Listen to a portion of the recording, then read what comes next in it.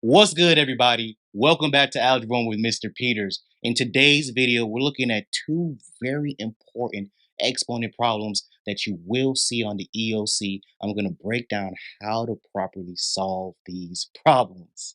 So the first problem, guys, they want us to simplify this radical expression to the fourth root.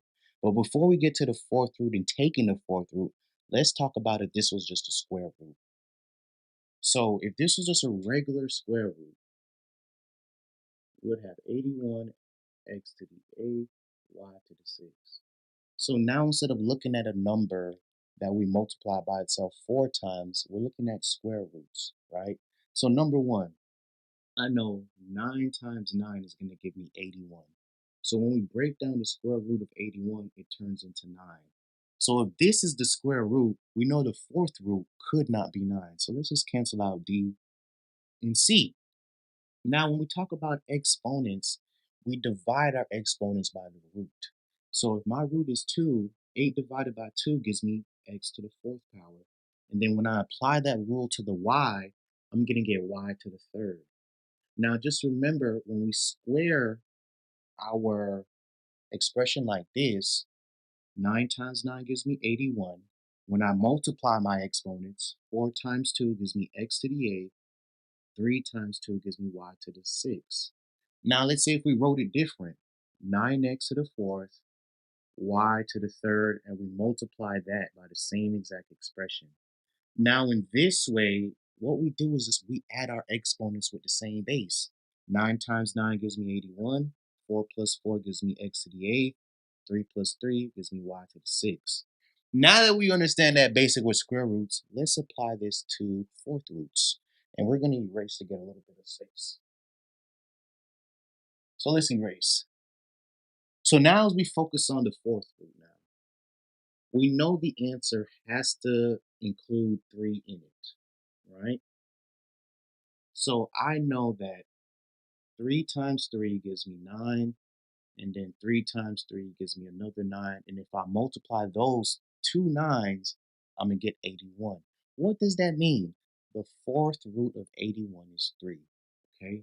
So I know I have 3. Now when I look at my exponent, right, how many 4s could go into 8? That's 2. So I'm going to have x to the second power. And typically, we cannot divide 6 by 4. So we're going to leave it as y to the 6 over 4. But we know as a fraction, what do we need to do? We need to reduce our fraction, right? So we'd have 3x squared times 3x squared y to the 3 over 2 power, and that should give us an answer of A. So when we're simplifying, guys, really understand what they're asking you when they're asking you for the cube root versus the fourth root. And with that, we're going to go on to the second part of this video. In the second part of this video, guys, they're asking us to find the value of a missing exponent. But before we could do that, let's just focus on our exponent rules.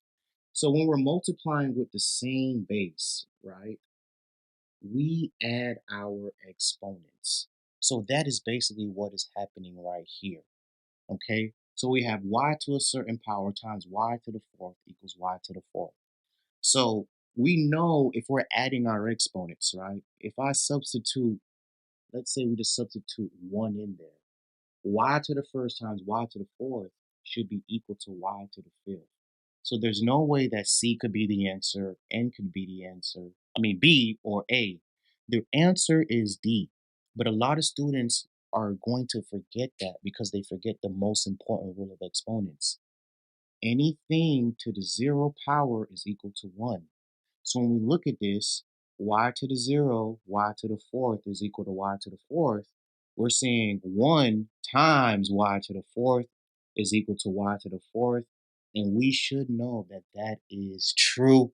Don't get tricked up on these type of problems, guys. They're checking for your understanding of the concepts. Really hope this video is helpful for you today. Thank you so much for joining Algebra with Mr. Peters. Smash the like button, subscribe to the channel, leave comments for future videos you guys would like to see on our channel, or if you had a question on today's video. Thank you guys for joining.